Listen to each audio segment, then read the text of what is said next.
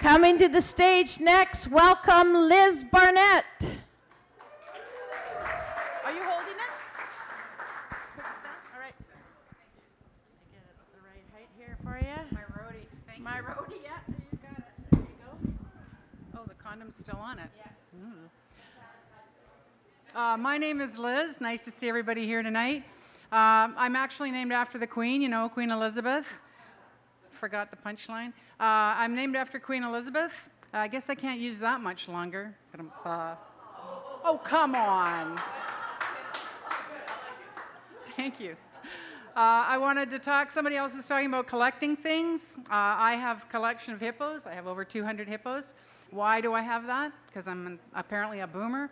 My hippo collection is, the reason I collect hippos is because when I was a kid, my mother had those little China hippos, and I love them so much. So being a nerd, I go out and I look up in the Encyclopedia Britannica. You remember that old? It's a book. You open it up, you look things up. So apparently, I'm going to educate you guys tonight. I'm going to let you know all I know about hippos. You ready? Hang on, it's pretty exciting. They were worshipped as gods by the Egyptians. We know that. They were supposed to sweat blood. We know that. They apparently kill more people than crocodiles. And they spray poop with their tail to mark their territories. So I'm beginning to believe that this is my mascot animal. The only thing I don't do is chase boats.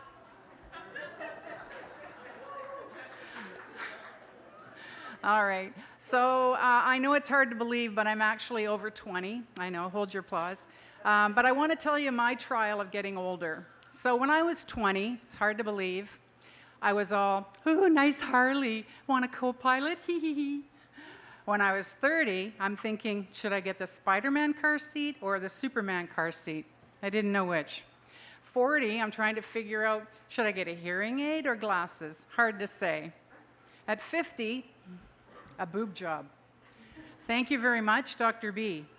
Now at 60, here I am doing comedy at a comedy club. I don't know if it's better or worse. Thank you.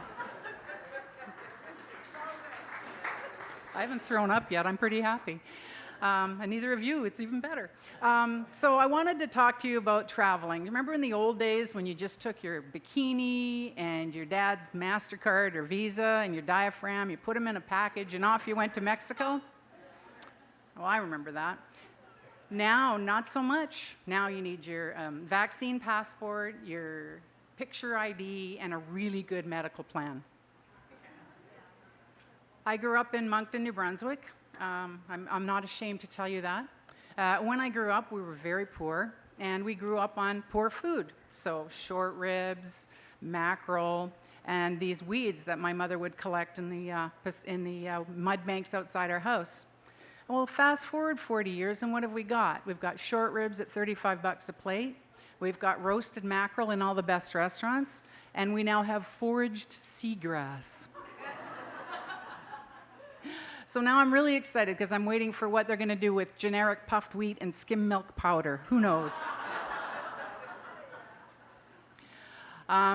It's hard to believe, but I work in the downtown east side. I've been working there for a few years, and everybody says, oh, the shit, the misery, the terribleness. Yeah, there's that.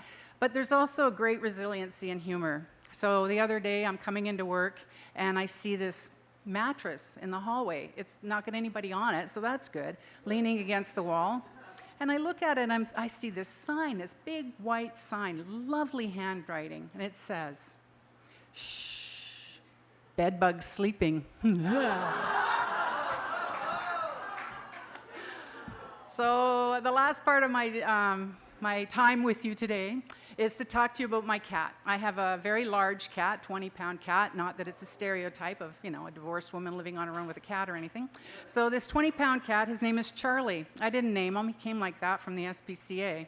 Went in to adopt him, so you have to fill out all the paperwork. The 10 pages, you're going to take care of this cat, you're not going to let him be in dangerous spaces, you're going to keep him inside, you have to swear up and down. I thought it'd be easier to get a gun than a cat.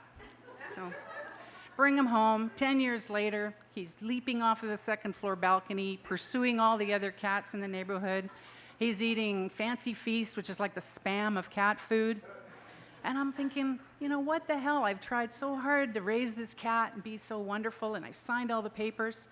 think, wait a minute, how come they don't do a reference check on that cat? All I know about him is he's from Surrey. He was left behind in a house. He could be a gangster cat, sitting around at night with all his buddies talking about how to take over the world, move into the downtown east side, and then coming up to me, "Hi, Mom, I'm so sweet," and then bang, claw to the heart.